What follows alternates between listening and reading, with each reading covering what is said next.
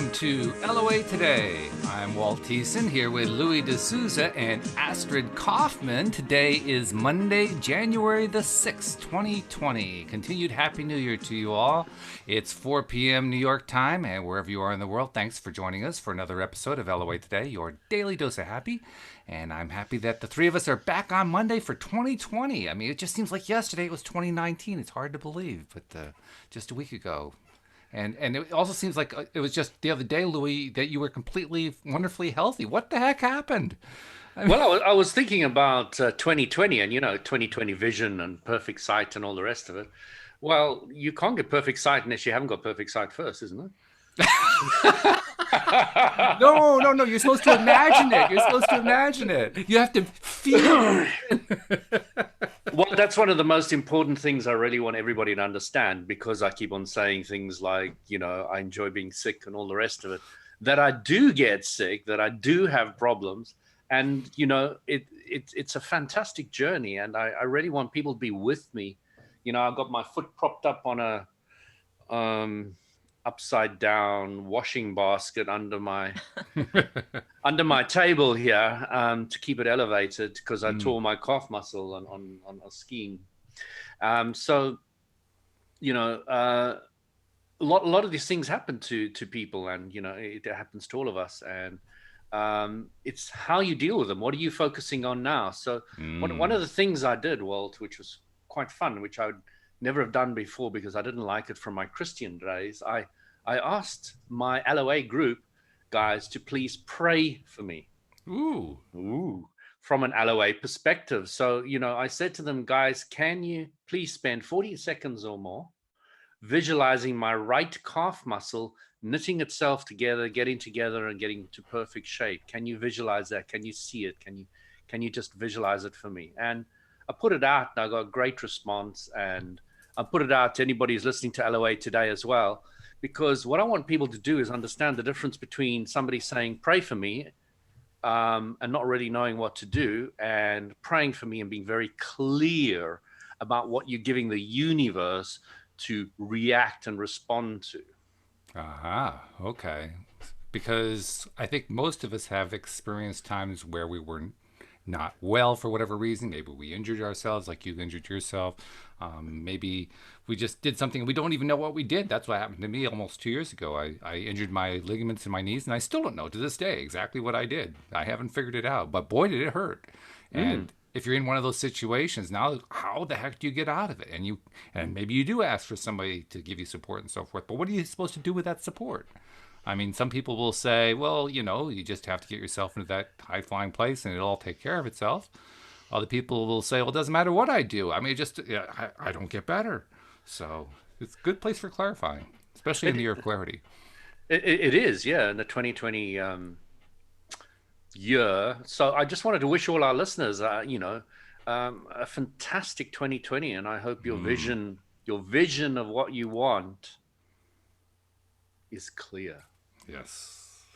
And based on that, Astrid and I were talking about what we were talking about now earlier, and she said something like, people who've got no rain and saying, I really want this rain to stop. I mean, this lack of rain to stop. And, I really want it finished and I want it over. And Yeah, we were talking about Australia specifically because there's a lot of rain in other places. So it's the opposite, but we were talking about Australia and the situation there. Yeah. And, from that perspective, you are not going to get anywhere. All right. From the lack of no rain. All right. So it's going to be very clear. Wouldn't it be great if it started raining again? What does that feel like? Oh, I remember that smell in the air, especially after it's been dry and all the rain hits the dust and everything starts sorting out, and that gorgeous smell, and and you just start visualizing it and you start becoming very visceral, and, you just get into it in your mind, and that is what works. So guys, if you can spend 14 seconds or more on that calf muscle of mine, I'm going to ask you to pray for me. And I can't believe I'm saying those words, but, if you understand how to pray for somebody, yes, it's fantastic. So, yeah. Well, plus your example that you and Astrid brought up, about Australia and what's going on with the lack of rain and high temperatures in Australia is very reminiscent of the story that Esther Hicks tells, voicing Abraham, about what happened to Esther when she went out into her backyard in Texas at one point because she noticed there was no rain. And it's actually a story that's written up in the books that they've sold. Basically, in a nutshell, what happened is she went out there and she was complaining that everything was so dry and the poor animals couldn't get anything to drink and so forth. And Abraham says to her, "Well, you really expect rain to come in that position of lack that you're in right now?" Yeah. Yeah, Remember that story? absolutely. Yeah, No, it's the same story. I've missed that one. I don't remember that one at all. Oh yeah, yeah, Yeah. and it's a cool story because like you just did, they turn it around and say, well, what you need to focus on is what you really want, and right now you're focusing on the lack. Turn on the focus of what it is that you want to have happen. So what do you want to have happen? And she thinks about it for a minute. She says, well, I want there to be plenty of water so that the grass can green up, everything can green up, the animals can have water to drink, everything becomes more beautiful. Like you said, the smell in the air gets better, and so on and so forth. Abraham says, now you're attracting rain. And then later on that afternoon, on the news forecast, they report a freak storm in the vicinity of where the Hicks lived there in Texas. So yeah, it was just the same exact story. So guys, now you know what to do. That's right. Times a million, times 10 million, just 14 seconds. Just It's nice to know there's a time limit. Visualize. I actually have a question about that because I was thinking about that 14-second rule just yesterday, really. Because I was thinking in terms of when we put it out there, or actually we're putting it in is what we're really doing. When we're going within and we're feeling and we're imagining and we're creating within ourselves that feeling, there is a level of, I'll call it passion, but I could also call it volume, like the volume of feeling, how strong the feeling is, how intense it is. And I'm wondering how that plays with the 14-second rule, because I have a very strong suspicion that when the feeling is really big, 14 seconds kind of goes out the window. It's an average after all. I mean, what do you guys think about that? So the more aligned you are, the less time you need is the simple answer. Right, exactly. Yeah. And the more aligned you are, the better it's going to feel. Yeah. And the more aligned you are, the more you believe. The more you believe means the more you've thought clearly about what you want. It's too simple for most people to grasp. Well, it gives us something to talk about. I was thinking about the Abraham Hicks teaching, because if you want to look what the Abraham Hicks teaching has taught us, this is it. I'm going to try to summarize it. Okay. They've taught us that there's a universal law. They've taught us that the universal law magnifies thought. They've taught us that you create your own reality. They've taught us that there's nothing you cannot be or do or have. Now, if you just stop there, that is gargantuous. It's mind-blowing. It is stunning. So, they've taught us that we can become like Superman. They've taught us that if we want to grow an extra arm, we can. They've taught us that. Interesting you mentioned that one, because there was actually an email. Abraham Hicks has that email list that they send out to. And I think it was just a couple days ago.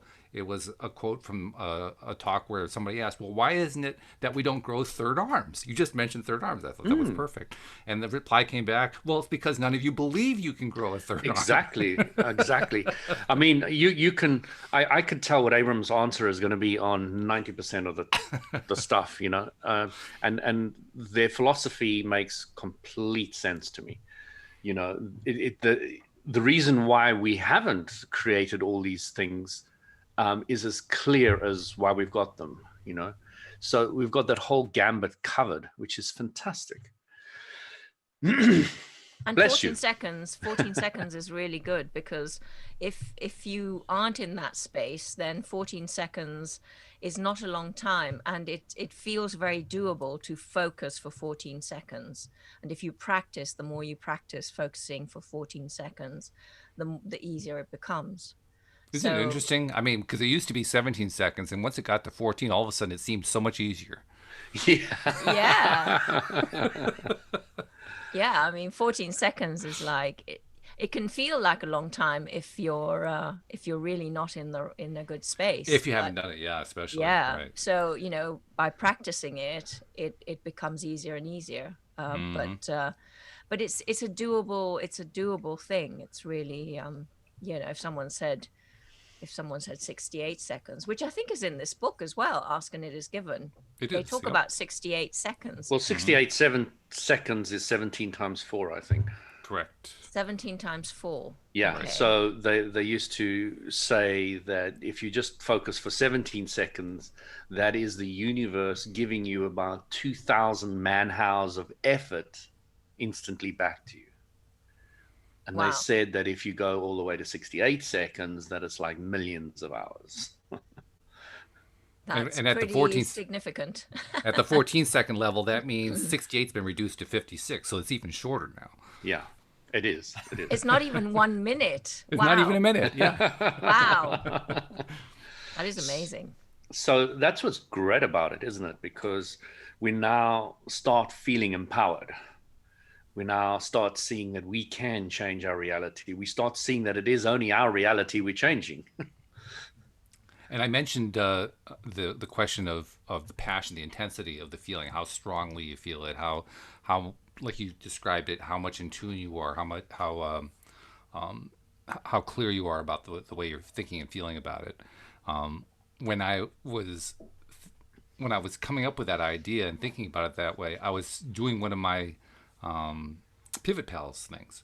I have my little video up there that I created almost a year ago to help me visualize and get into the feeling for attracting 3 things in my life that I really would like to have in my life, and which I'm getting really close to getting on all 3 of them.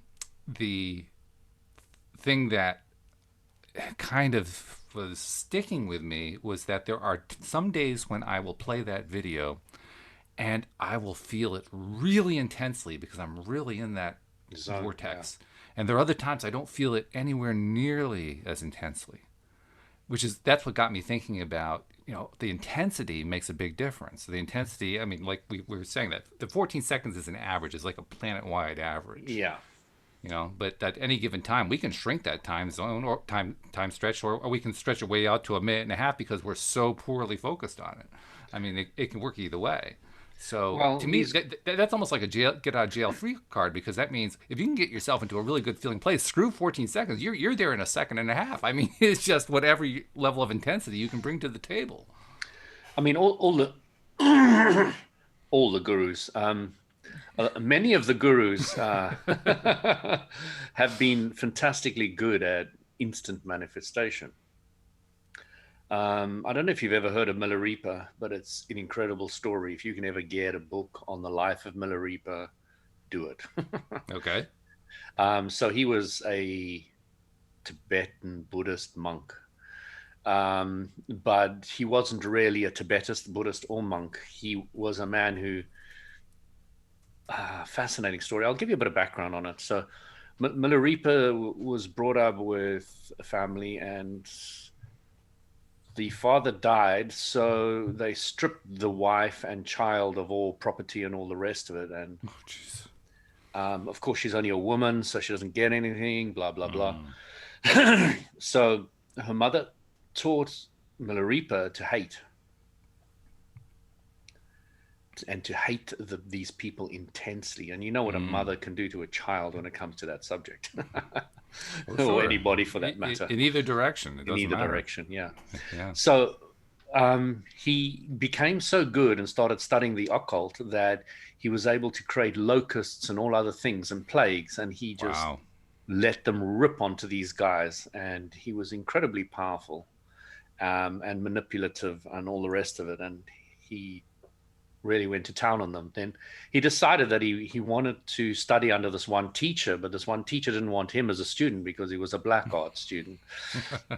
And which is another way of saying he was just perpetually pissed human being that he didn't want to be around. Yeah, probably. So he devised a clever plan. I mean, I'm really simplifying it. It's a lot more involved. He devised this clever plan. He said to Milarepa, build me a house on this space right here. So Milarepa got all the rocks in the local area and he started building this thing, and he took like 3 years.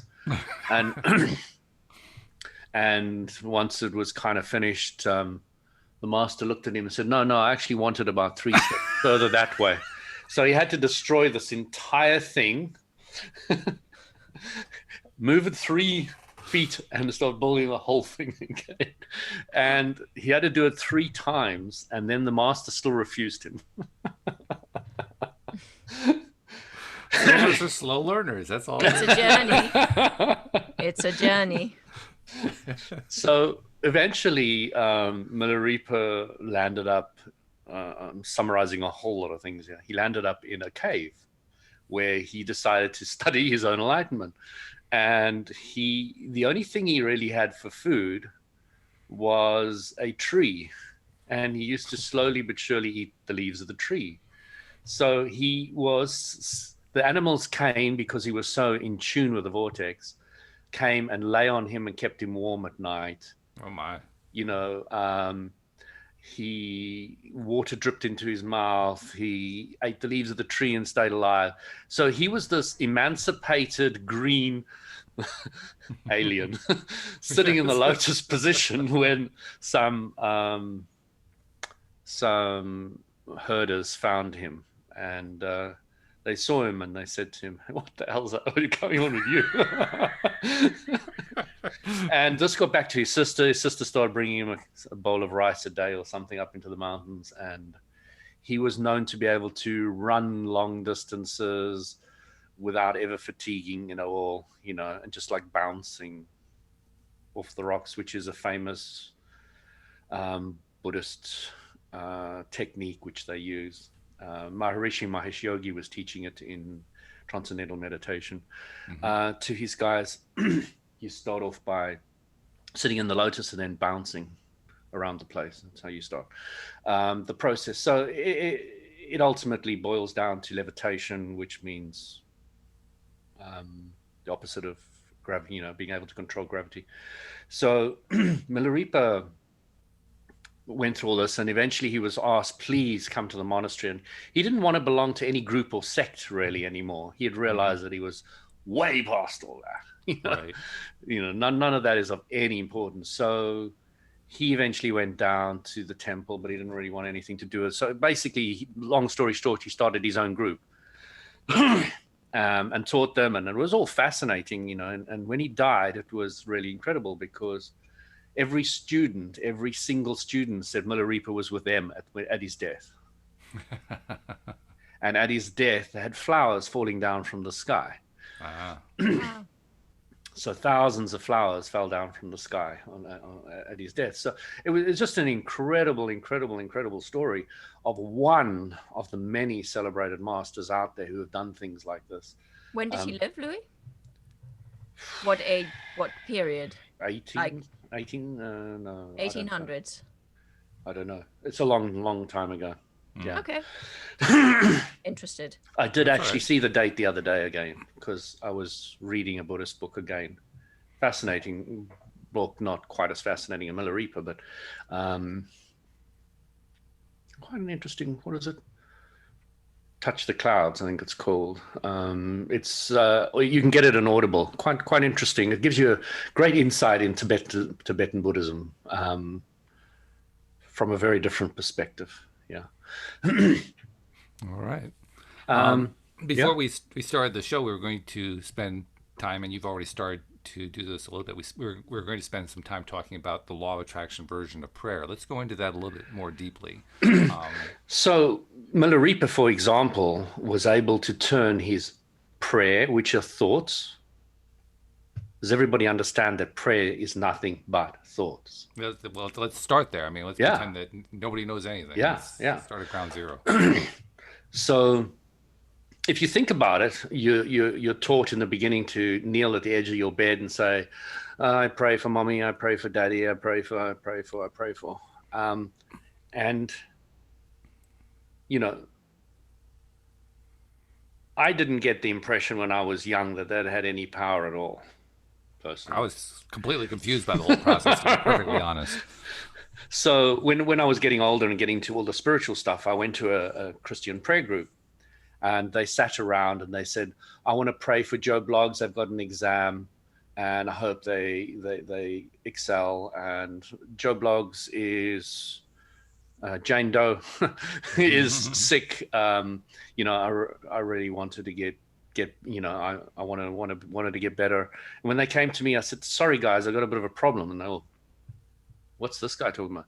I said, "You're asking me to pray without somebody's permission. Oh, you boat rocker, you. You're asking me to remove a lesson that the universe has given to that person, what made them sick, so that they don't learn a lesson. I don't quite get it." And they were very they didn't have any answers for me, and they wanted me to move on quite quickly, so which is all understandable. So I said, I'm sorry guys, my only prayer is, may the blessings be, and be whatever anybody wants them to be, let them be. My mother struggled with that one. I said to her, just let the blessings be. She said, be what? Be what? And I said, just let them be, mother. Remember that song? Let it be, let it be. The Beatles, rear their ugly head again. There we go. Let it ugly? Be. I really enjoyed them. Well, bang, yes, bang, Maxwell Silver Hamilton. Yes, it is like people to today. You are tuned in correctly. Only Louis would pick the one song out of the entire repertoire that involves hitting somebody else on top of the head with a silver hammer. With a silver hammer. So you know that the Beatles, the drummer they had for a while was Maharishi Mahesh Yogi. So no, you're talking a little bit later. You did know that, didn't you? No, I was just going back to the pre-famous Beatles era when Pete Best was their drummer for a short time. Right. Okay. So they went to his ashram, and a lot of their lyrics were sitting in the dust at Maharishi's ashram writing these words. So I was just wondering if Bang Bang Maxwell's Silver Hammer came out. It could have. It was around that time. Yeah. It could have. That's certainly when the lyrics kind of went off the cliff. So, I mean, it would fit, Yeah. So I had a friend in TM, so I got quite an inside view of the whole transcendental meditation group. It's quite fascinating, really. So going back to prayer. So I went to this Christian group, and, they weren't happy with the idea that you can pray for yourself and you can pray for others. Like I have personally asked everybody on LOA today, can you pray for my calf muscle only and pray for its repairing? I don't want you to pray for anything else, okay? Nothing else. That you don't have my permission to pray for anything else. You can still do it. I can't stop you, but I can tell you won't have too much power because I won't allow it. But that's the understanding about prayer. If you want to pray for me to become a Christian, it's not going to work very well, but you can try. That's right. you can pray successfully and nicely and well if you're doing what somebody's asking you to do. Yes. So, and I don't feel we ask enough. I don't feel we say, can you help me with this, with your mind, with your thoughts? Can you, when somebody says to me, I've been thinking about you. I like it. If they comes from a genuine, nice person who I know have got good thoughts about me, of course. Well, yeah, there's that. You do want to be selective. Yeah, I do want to stipulate that. When Donald Trump said, no, I won't go there. Let's not.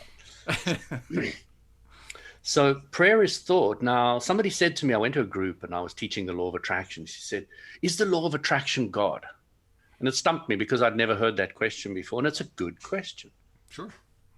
And I said, actually, I was stumped and I didn't have a good answer. I said, I think I said, which was a ridiculous, not too ridiculous, but it was good for the time for what I knew.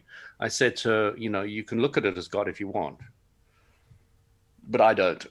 Those were my words. But I decided, because really whenever close. I get stumped by those kind of questions, how could I answer that better?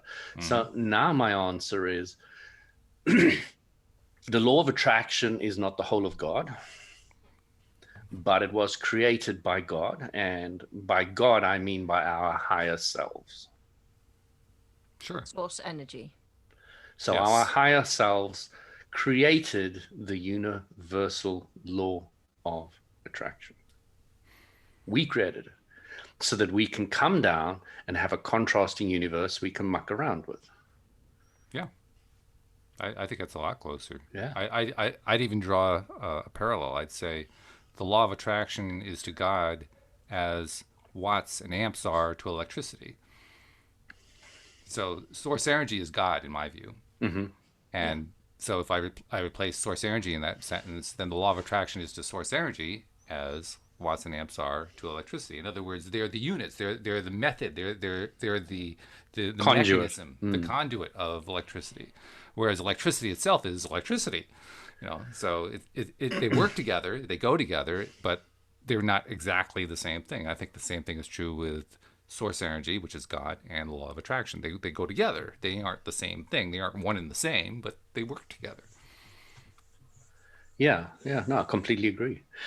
So have you guys ever watched a sci-fi movie where maybe Merlin, that BBC TV series? I'm sure you've watched it, Astrid. Where... Keep going. Well, it's King Arthur and all the rest of it. So you get the people using magic. Mm-hmm.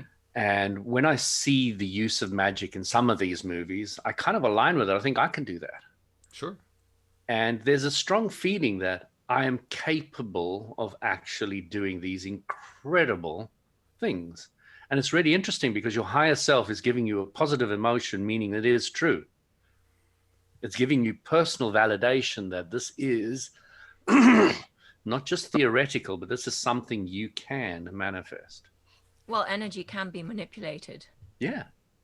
I mean, manipulation sounds quite negative, but I mean it in a very positive way, which is how how magic works. You manipulate energy to create something, either with the law of attraction or with your wand or whatever, imaginary wand, or just the focus of your thoughts.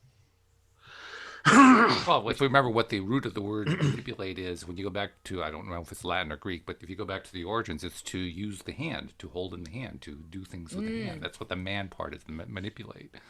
And think about it that way, now all of a sudden, does it have a negative connotation? Well, it depends. Do you have a negative connotation about how you're using your hand? If you do, then it has a negative connotation. If you don't, then it doesn't. It's Well, you know, whenever I hear something like that, guys, this is the solution, and it'll serve anybody who's listening to this podcast well for the rest of their lives. When you hear something like that, now Astrid was coming up with a contrast. They were seeing one side of it and seeing the other side of it. And then it becomes a bit of a mixed message, and you're sitting there a little bit confused. Now, the clarity is very simple once you get it, because you can use it in so many situations, specifically the one you've just used, Astrid. Every subject's two subjects. Mm-hmm. Game over. All right. When you understand that, you understand that manipulating for yourself, there's no problem. Manipulating others, there is a problem. Okay, without their permission. Which goes back to what you were saying about prayer. Yes, right. Interesting. Yeah. And then even the idea, I mean, I love the idea that every subject is two subjects, but even that one doesn't go far enough, because actually every subject is an infinite number of subjects.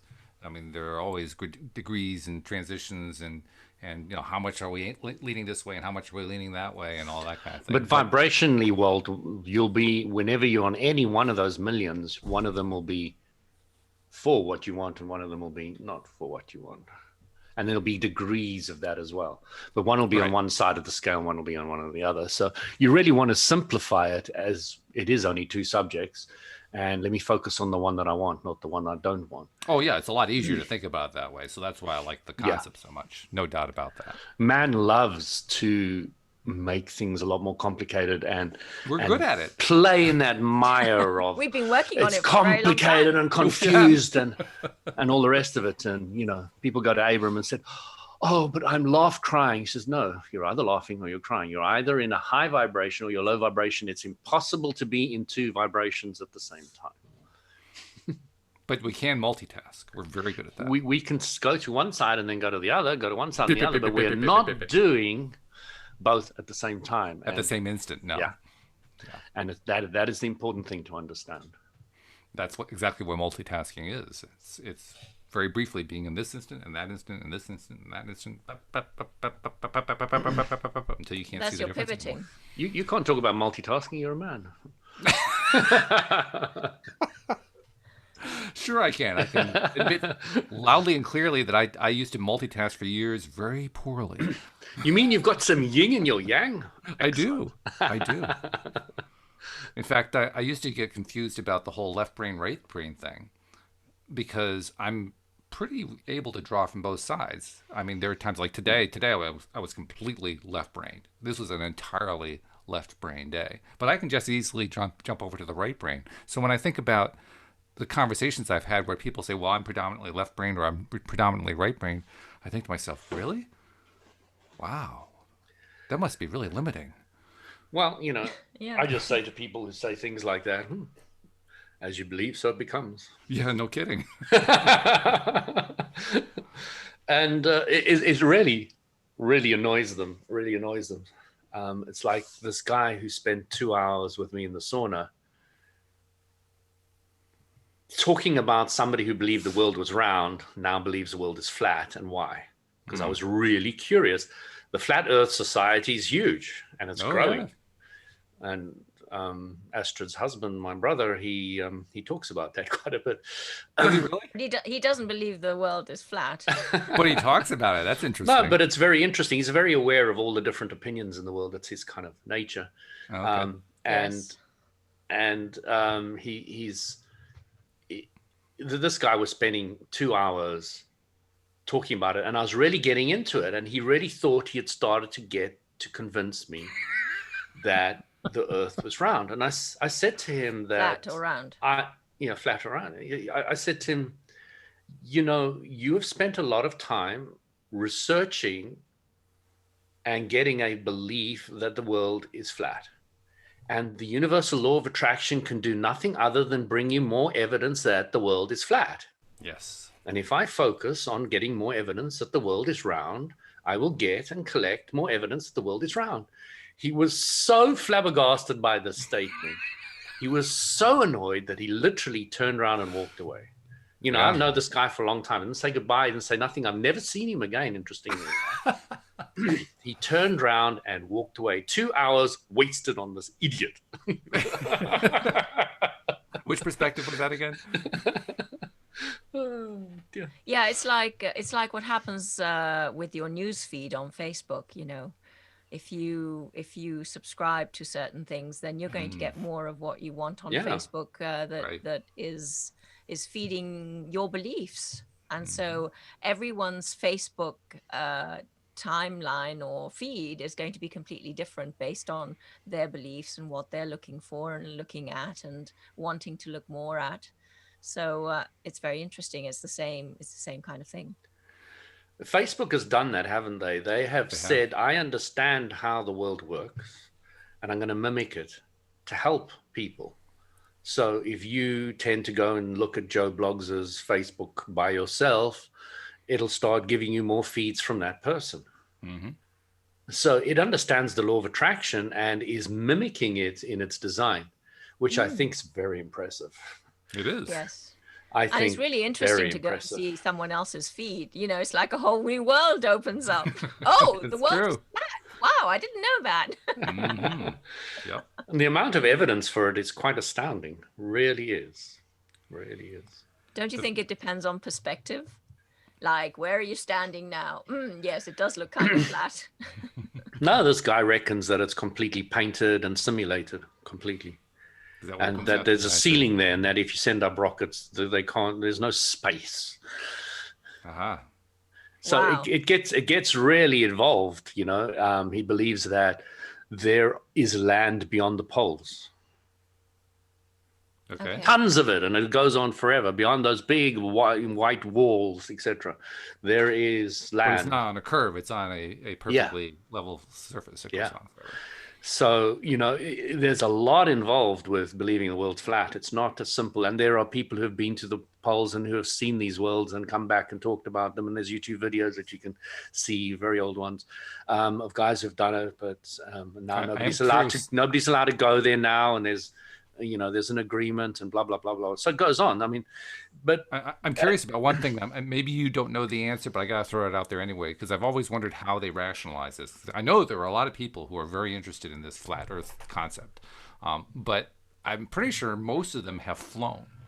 And when you're up in the air, you can literally see a curvature to the Earth. And so I'm wondering, how do they explain that? Well, he's explained that. He said that they've worked out the diameter of the Earth. But when you do other calculations of how it's supposed to be round, all of it falls apart based on the diameter. So basically he ignores the evidence of his senses, which is interesting. Yeah. So basically Abram would say, who cares? Well, yeah, that's true. How does it affect your life now? That's what we're getting at. And, I want to help you manifest what you want now. So it doesn't matter if the Earth is flat or round. It doesn't Not really, no. Shit. I don't. But One day when I'm flying in Richard Branson's rocket ship to go to the moon, you're gonna I break just better through the hope ceiling. that there is some atmosphere out there. You're just I'm going to hit that wall and I'm sky. going to be splat. It's going to be a Louis-shaped hole where the rocket goes through.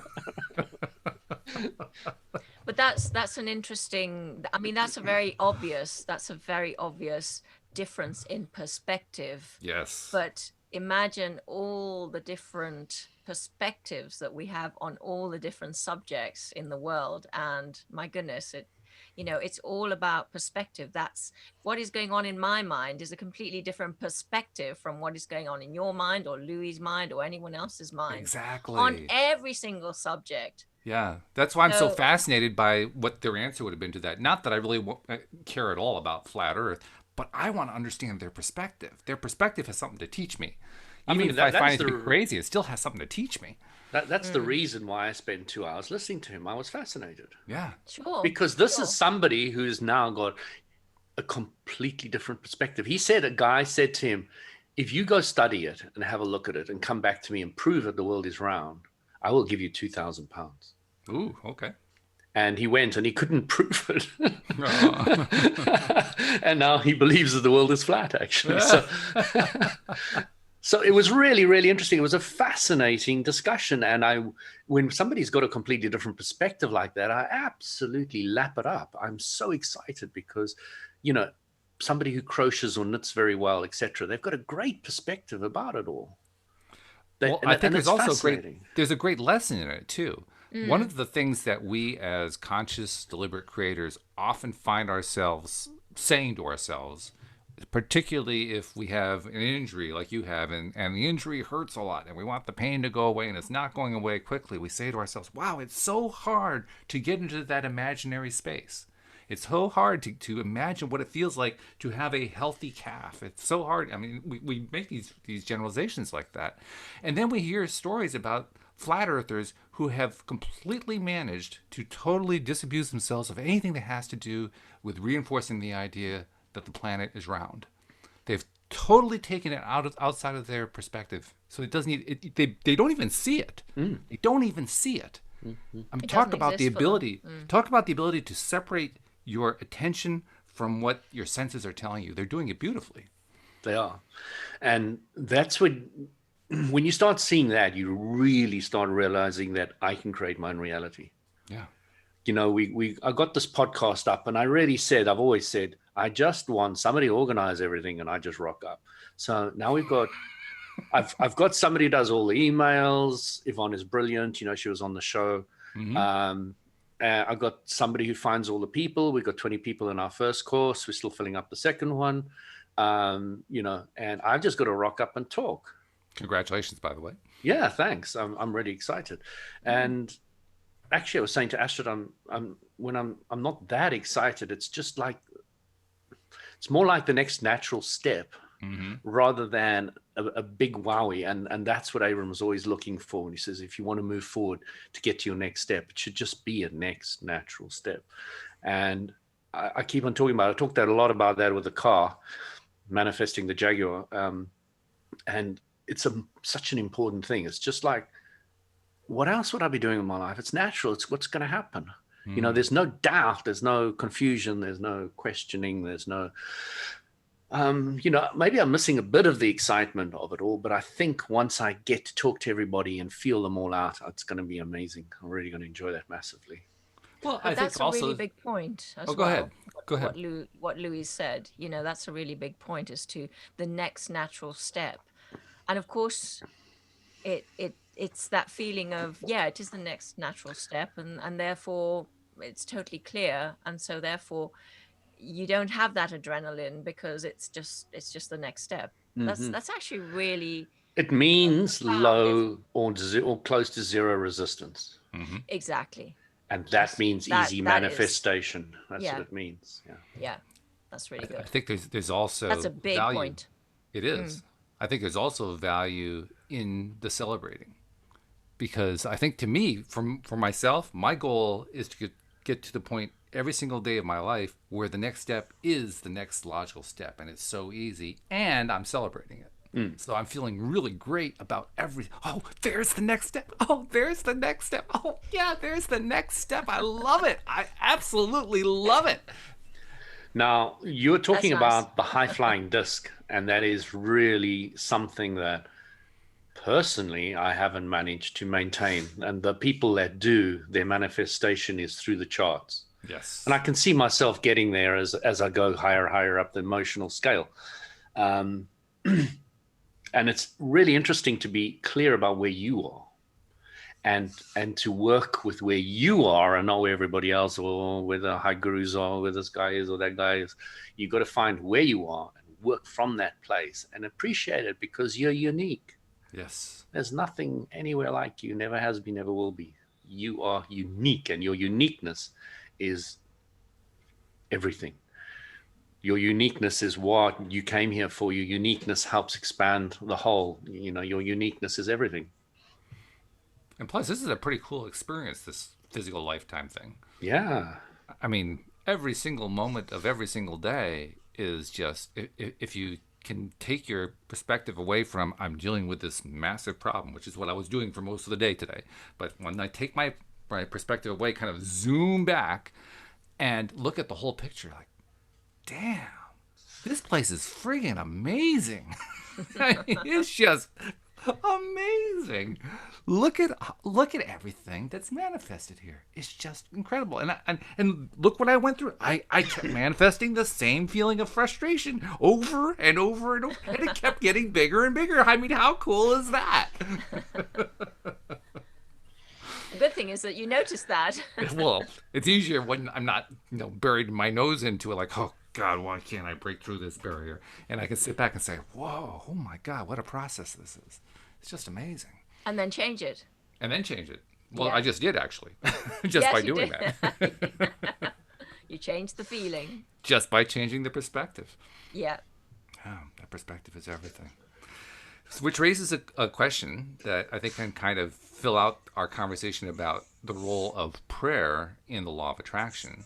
And that is, to what extent, and I think I know what the answer is, to what extent is perspective the driving force behind the effectiveness of prayer?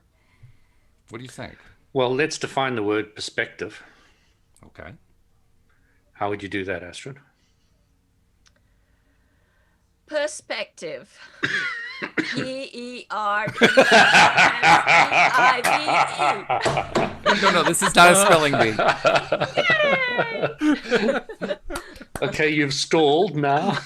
Yeah, well, I'm just, yeah. Yeah, you kind of put her on the spot, too.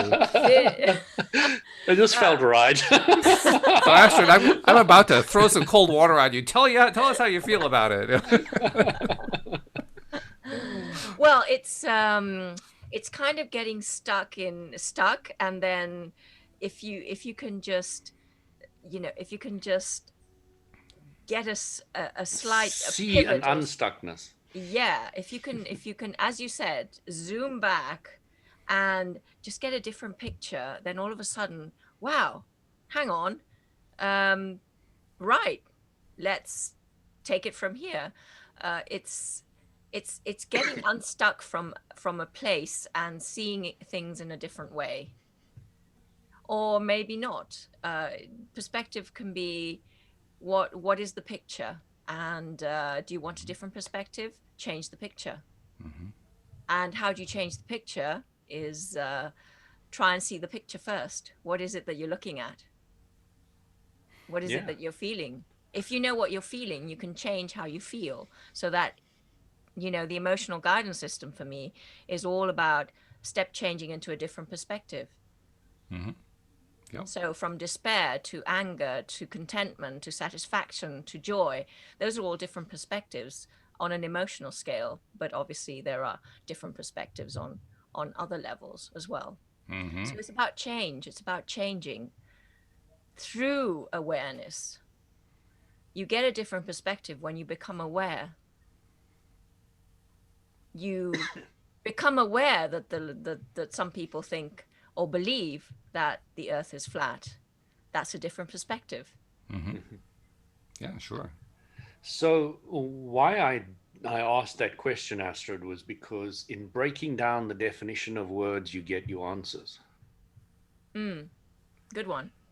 And you use the word belief. Belief is a thought you think often. So remove the word belief, replace it with thought you think often. Perspective is really simply, when you know what you don't want, you have a better idea what you do want.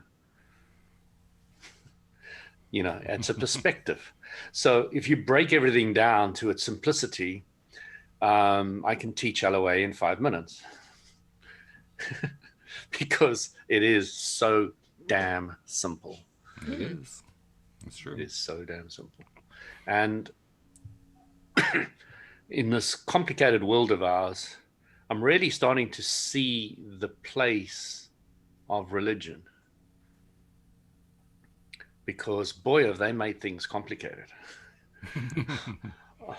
I could never become a Muslim because if I had to give up bacon, I'd rather kill myself. And what it is, it's just a bunch of rules that everybody makes. Because some are good and some I would agree with. I have no problem with a lot of them. But why do I have to be shackled with the ones I don't want? I don't want that. I want to be clear and free to choose my belief structure. And I think that life forces us again and again to say, what do I want? What do I believe? Even if you're in any religion.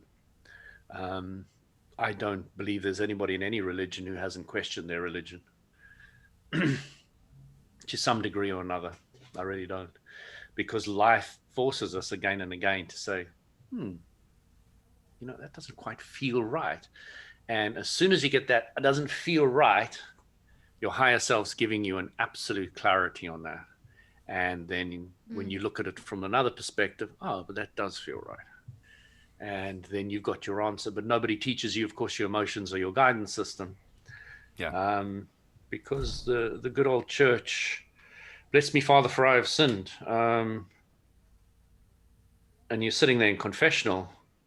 It's really confusing because I had sex and I really enjoy it, but I had sex before marriage, and now I'm going to go to hell, so I have to go confess it. So it's really, and it felt good, it really felt good. So it's now a tough. What? Now what? So the confusion reigns in the individual, and then they start getting other problems like mental problems, etc. And it starts causing a strain because intuitively you believe this and religiously you're forced to believe that. Yeah. And there's this war that goes on in many, many people. And ain't that the history of humankind? It really is. So if we can... I'll even... Oh, go ahead. Yeah, sorry. No, you first. No, I was just saying, wouldn't it be great if humanity would break away from that? I don't know. I'll take it a step further. I think humanity is starting to break away. Exactly. I think it's an ongoing process. That is. It is an ongoing process. Yes, definitely. I would disagree. The individual in China, for example, who's just got into Christianity, and Christianity is very strong in China, actually. It's got a purity and a strength in it in China that is not anywhere else in the world because of its persecution. So, and it's really growing out there. It's growing a lot and fast. And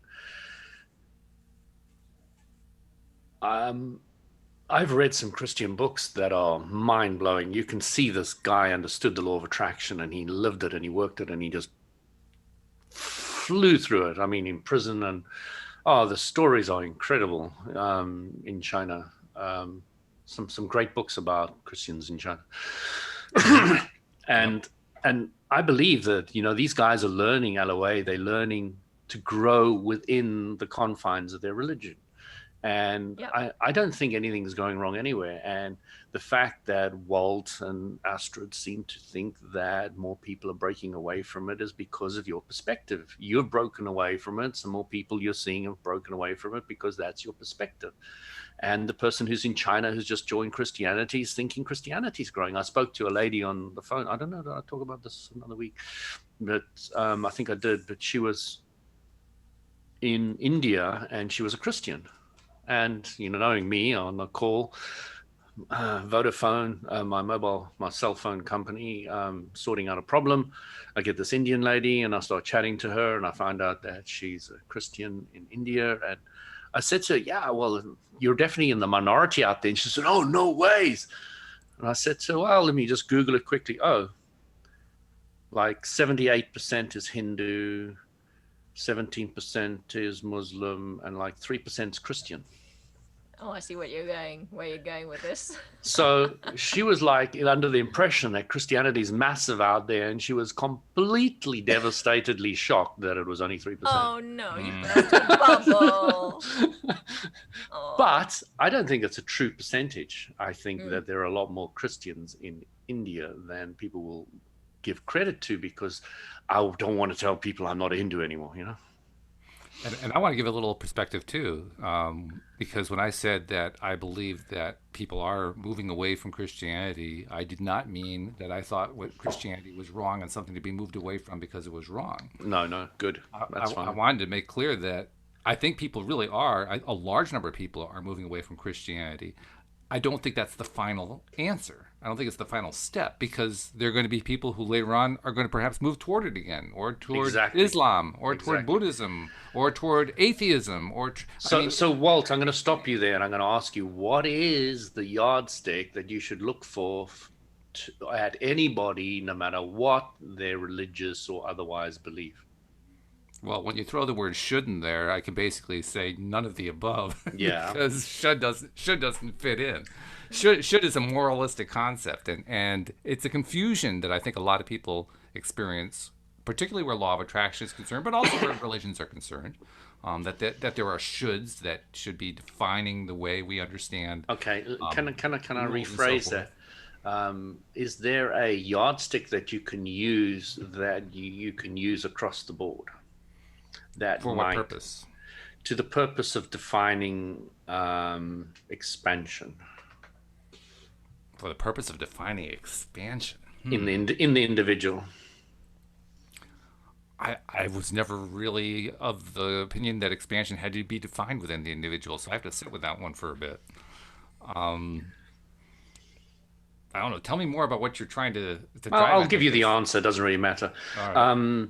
From my perspective, I look at alignment, no matter if they're Christian, and I look at how aligned they are. If they're a Muslim, I look at how aligned they are. If they're a Hindu, I look at how aligned they are. If they're an LOA person, I look at how aligned they are. So the yardstick that I use is alignment. And I don't now look at religions as much as I look at the alignment. Mm-hmm. I'm with you with that. Yeah, that makes sense. I think that's true. And I don't even think of it as a yardstick. I mean, if that's a concept that works for you, that's fine. To me, it's more like, how do maybe we can define that better. Yeah. Yeah. I don't, it's a funny thing. I have found that emotions, as much as I like Abraham talking about emotions, they have their 22-point emotional scale. And it could be almost any number. It just depends on how many different words you come up with. But they have their 22-point emotional scale. And then I look at that scale and I say to myself, do I think of that as a yardstick when I'm feeling one of those emotions? And the answer is clearly no, I don't. I don't feel like that's a yardstick. The most that I can ever say with any clarity is that this particular feeling that I got right now is better than that one and worse than this one. And Which is a yardstick. That's about that. That's, well, I suppose it's a yardstick. It's more like a yard point, like about that far apart. We're not talking much of a yardstick going on there. We're talking about. I see what you mean. I see what you mean. Right. I'm getting your perspective now. It's pretty two-dimensional. I was like, it's that way or it's that way. Which is it? I think we're dancing on Pinhead, guys. Well, we are. But yeah, the reason I say that yardstick. about yardsticks is that thinking about it as a yardstick just kind of boggles my mind. So I like to keep it simple. I just like to keep it down to, does it feel good or does it not feel good? I don't think of it as a yardstick. Now, is it a guide? Sure, it's a guide. And I guess that's what we mean by a yardstick. But yeah, it's not something I can really measure.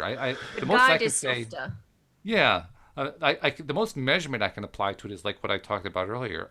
I can say I feel something intensely, or I feel it very mildly, or somewhere in the middle. And so now I'm starting to get a little more of a yardstick going on there, but it's pretty crude. I mean, I couldn't tell you what the units are. It's more like a straight edge than a yardstick at that point. Yeah. So prayer, in LOA terms, is simply clarifying what you want from your prayer and visualizing it clearly. So guys, see my calf muscle knitting up, bruise fading, all looking good again, strength in my walking. That's what I'm asking. That's what I'm asking you to see. When you know what you don't want in your life, to start looking at what you do want. What does it look like? What does it look like? Focus on that for more than 14 seconds and let's manifest so many things that we want quicker. And of course, the most important factor is how you feel about that and how you think about that. Because if you're sitting back saying, well, okay, they're doing all the work and I'm not going to do anything, I'm just going to continue to feel miserable with this horrible injury to my calf muscle, it doesn't matter how much we do, it's not going to help you a whole lot. But if you're the one who's doing, oh wow, my calf muscle is healed, it just feels so good, then we're reinforcing something powerful at that point. So looking at it from a vibrational perspective, you have your vibration and you're the most powerful for you. Agreed. Sure. And you have other people's vibration coming in. Now, I've asked for it and I allow it and I'm visualizing it. So yes, I've got my vibration and I'm adding their good vibration on top of that and I'm running with it. Yes. Okay.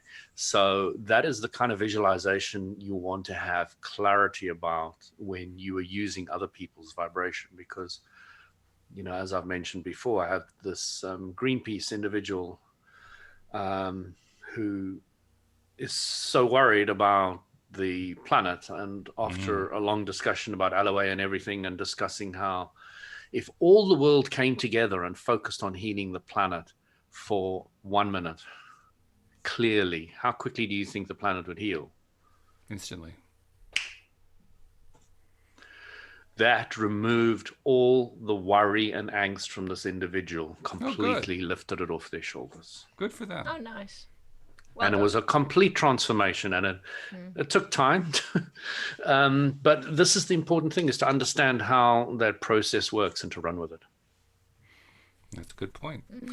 We have 2 minutes left. I want to make sure I get our promotional announcements in there. So if you're not yet subscribing to LOA Today, please become a subscriber. Very simple. Go to loatoday.net. Instructions are at the top of the page. You can also watch us on YouTube, because we live stream to YouTube as we're making these recordings, and we record there so you can actually see us while we're doing these recordings.